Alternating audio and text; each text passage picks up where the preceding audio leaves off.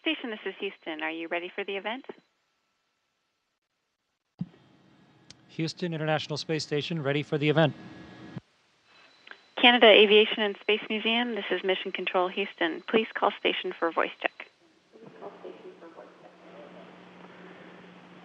Chris Hadfield, Space Station, this is Canada Air and Space Museum. How do you copy? Canada Aviation and Space Museum, David, the space station reads you loud and clear. How me? We have you loud and clear. Can everybody hear him?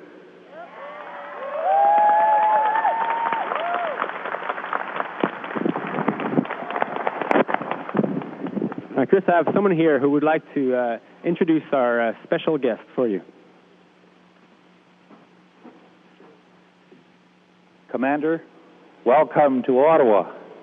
Boys and girls, please help me welcome Mrs. Laureen Harper and her husband, the 22nd Prime Minister of Canada, the Right Honourable Stephen Harper.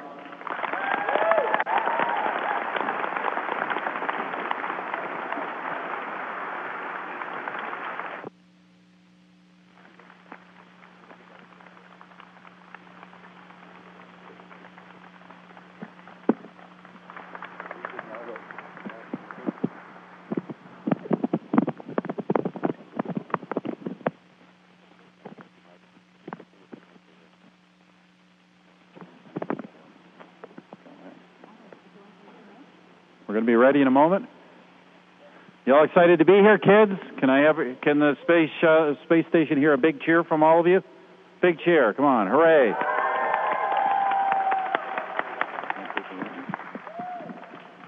Have we got the commander ready to go?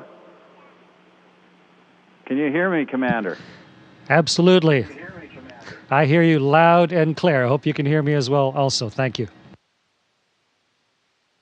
And I can see you. It's a great picture. It's great to hear you. En commençant, je voudrais dire que c'est un moment historique. Je tiens à vous féliciter d'être le premier Canadien de commander la Station spatiale internationale. Commander, I just want to congratulate you on this historic achievement. You're the first Canadian ever to command the International Space Station. We're all very proud of you here. Merci, monsieur. Thank you very much. After, 35 years of service to my country and to my government, I am so incredibly proud to have the chance to do this now. I get to go from Vancouver Island and see the Arctic and see the Maritimes in 10 minutes, coast to coast. And it just fills me with pride. And also, as a result of technology, I get to link with Canadians coast to coast of all ages.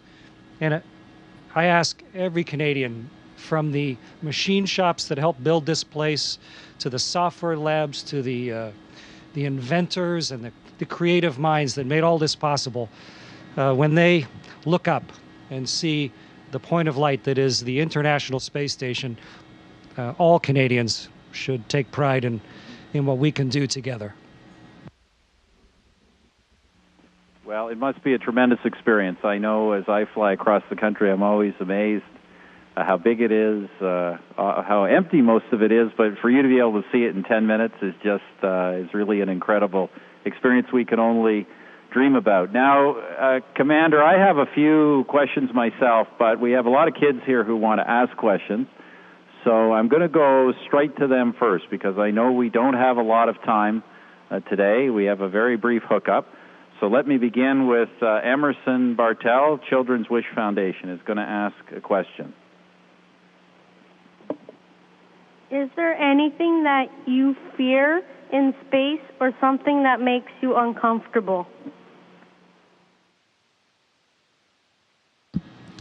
Emerson, I'm afraid when I don't have a plan, when I can't get ready for something. You know, there are always things happening, and some of them are scary if you're not ready.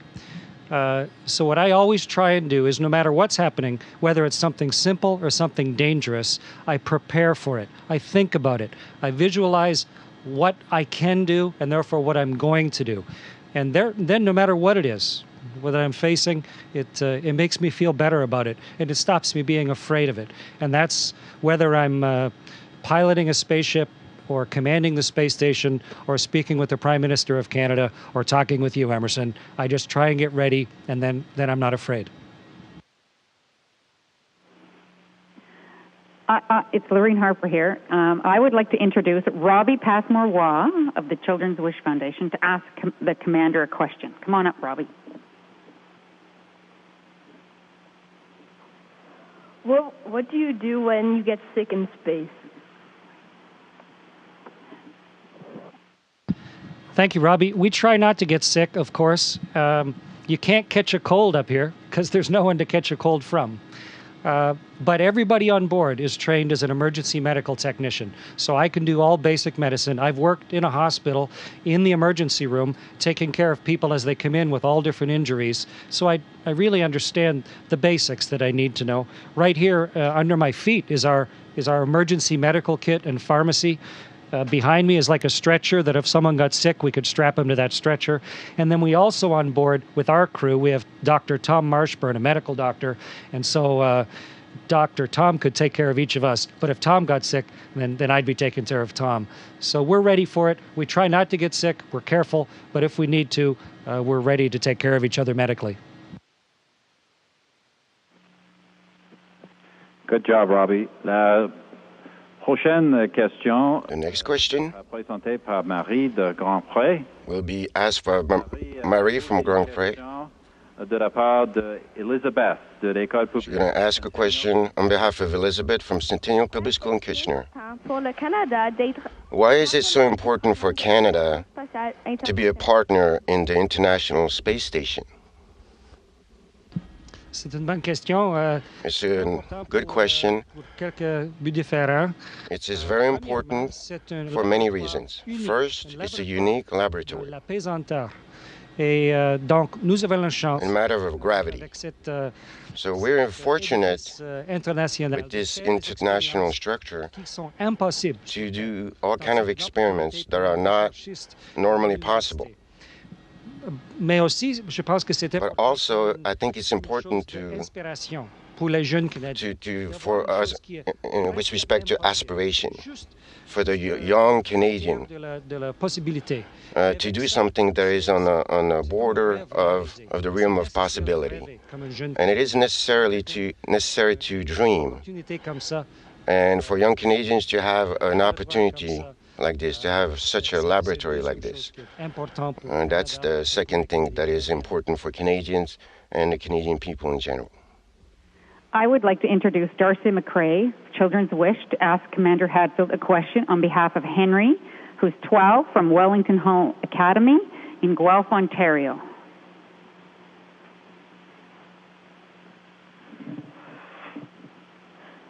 Good afternoon, Commander Hatfield. Here's a question. Does Canada look like you would expect it to from space?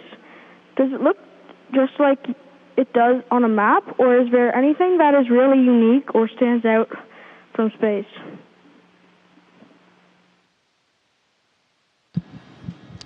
Thank you for the question. When you're going this fast and seeing so much of it, when I'm overhead of Winnipeg, I can still look back and see. I can see the Rockies, and I can see all the way to Ottawa, basically. And to be able to see the country that way as we race across, what is different than I expected was the size of it. We live in an enormous, very rich land, so much opportunity and capability for each of us. But then as you come across, especially at night, each of the places where we gather together, the cities and the towns, even the farms, they show up as little places of warmth, of little pockets of light. And as I travel across the prairies and then come around the bigger cities, of course, the provincial capitals, and all around Lake Ontario and Ottawa and Montreal, you can see the level of activity. It just strikes you, the huge, vast capability, the raw capability of our country, and then the way that we're using it. And then when you come, the last place I see in Canada always is the Maritimes, coming across Cape Breton and Newfoundland, and that solid, rugged rock that is our East Coast. It's a great way every time to wave farewell to Canada till we come around the world again. It just warms my heart. every time to see the potential of our country and to see the way that we live there together. Merci. On aura maintenant une Thank you. question de Thomas. We're going to have a question now from Thomas. Va poser une question. Thomas is going to ask a question on behalf of twins Evan and Alexa from Dundas Central Public School in Dundas, Ontario. J'ai deux questions. Quel pays I have est le two plus questions. coloré vu de l'espace? Which country is the most colored looking from space? Propre lit. And do you miss your own bed? Oui, c'est deux questions. Yes, there's two questions. C'est les Bahamas, les îles Bahamas. For me, it's the Bahamas Islands that are the most colored. Récif Corée. Because of the barrier reef, the colors are unbelievable. Tous les bleus qui existent. All the different shades of blue. Comme un arc du ciel. It's like a rainbow under the water. And every time it strikes my eye, it's incredible. It's shining. Question. As for the second question, Dormir ici, sleeping here in space, vous n'avez pas besoin d'un lit. you don't need a bed, really. You don't need a pillow. It's so comfortable. Totalement relaxé. You know, it's possible to be totally relaxed. Every single muscle is totally relaxed. Être dans la chambre à coucher. So for me, it's even better than to be in my bedroom and be in my bed on Earth. Merveilleux pour dormir. So this is a marvelous place to sleep in space. Scandia to ask Commander Hadfield a question on behalf of the Grade 3 class of South Poplar Elementary, Abbotsford, British Columbia. Hello, Commander Hadfield. Hello, Commander Hadfield. Here's my question. What advice do you have for the aspiring astronauts in our class and across the country?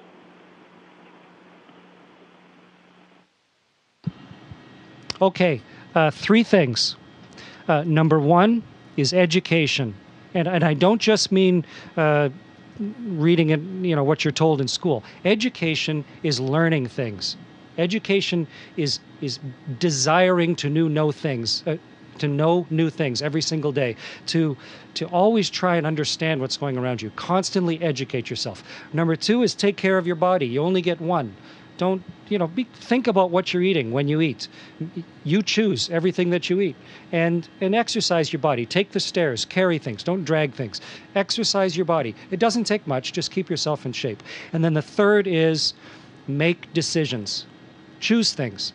And at first you may not make all good decisions, but decision making is a skill, and you can learn it and get better at it. And the more decisions you make, the better you will be at making them. And with those three things, education, a healthy body, and the ability to make good decisions, you will succeed no matter what you do in life, including maybe you have a chance to fly in space. That does sound like good advice for a lot of things.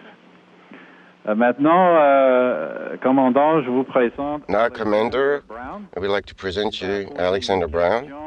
De la part de Ezra. He's going to ask a question on behalf of Ezra, a 5-year-old boy from the Elizabeth Ziegler School in Waterloo, Ontario. Pouvez-vous voir la planète tourner? Can you see the planet turn, go around itself? Pas directement pour voir la planète. Not directly, to be able to see the Earth turn. It only turns twice a day on a 24 period. So every 90 minutes we're in an orbit. So as far as the Earth turning, so every time we look at the Earth again, there's just maybe a country or part of the Earth that has moved a little bit. So not directly, but indirectly, yes. It's possible to see the Earth go around itself from the space station. I would like to introduce Alexa Hellier to ask Commander Hadfield a question on behalf of Colin, Grade 6, Scott Bateman Middle School. Hi, Commander Hatfield. Is there turbulence in space, and can you feel it like in an airplane? There is no turbulence up here at all. It is smoother than silk. It's like if you've ever been skating on perfect new ice just after the Zamboni goes and everything, you just slide across the ice and you don't feel even a ripple. Or maybe down a perfect slide, nice and wet, where everything's just beautifully smooth. It's like that. There's never a bump. You can float and fly, and it's sort of like magic. But no, it's perfectly comfortable. You should try it. It's great.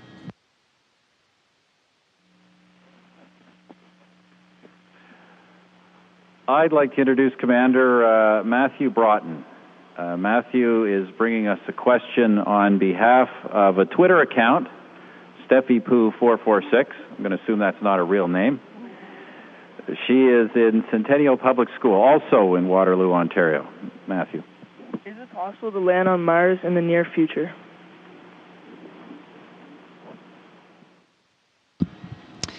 Steffi and Matthew, yes. In fact, of course, I'm sure as you know, Canada is already on Mars. We have scientific experiments, scientific hardware that was built by Canadians, smart, educated engineers and scientists that is helping us to understand Mars right now. Because you can't understand the human body by looking at just one person. You can't understand planets just by looking at one. By understanding the history of Mars and the history of the Earth and the others, we can really start to get a feel for what's in store for Earth itself. But I think probably your question is, could people go to Mars? And yes, things we've learned on the space station, how to stay in space for months and months, how to build things, what equipment to build it out of, yes. But right now, it's sort of like sailing around the world hundreds of years ago or flying across the Atlantic 100 years ago. It's just barely possible, but it would be very risky and so therefore quite expensive.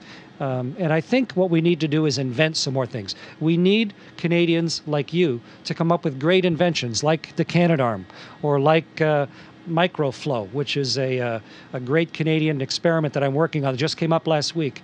We need inventions that will make travel to Mars safer and faster, energy sources and engines. So yes, we could do it if we had to, and I'm sure we'll do it in the future. It's just a matter of things that we can invent. We're limited just by our own imagination and creativity.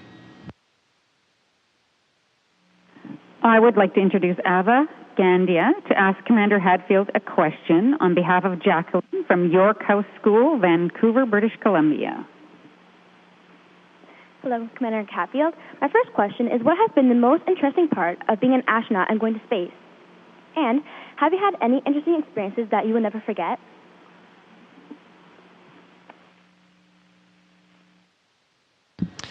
I think I could answer both those questions with the same answer, actually. And being inside a spaceship is wonderful, magnificent. Being weightless, doing all of this experiments, being here with a great group of people, wonderful, motivated, humble people. But the most magnificent experience was going outside, putting on the big white spacesuit and walking in space. And the reason is, not only was I out there building Canadarm2 and bolting it together and bringing Canada's robot arm to life, but I was alone with these two hands and these two eyes in between the world on one side, turning in all of its colors, and the universe on the other, in all of its absolutely fundamental blackness and the rest of everything. And I was there holding on to this vehicle, this space station, with one hand, one of the first humans to ever be able to see our world that way and to get a sense of the perspective myself. It'll be with me always. It is a magnificent experience to see the world and to see the universe that way. I was the first Canadian to ever do it, but I'm not the last. I hope more Canadians, including you, get a chance to see the world that way. It changes how you think. Thank you, Commander. That was our last student question, and I see your colleagues, David Saint-Jacques and Jeremy Hansen, have appeared, which means we're about due to wrap this up. So I know we all want to thank you for spending time with us. Vous avez l'esprit des pionniers qui You have a pioneer spirit. You have a spirit of enterprise. It's a new era, and it's a great exploration in your life, and we're very proud of you. And we congratulate you on your success, and we wish you great fortune. I just want to say that you represent the kind of spirit we had in the explorers who went out and found our country and built our country, and you're carrying that into a modern age. We're all very proud of you. We wish you good luck and success.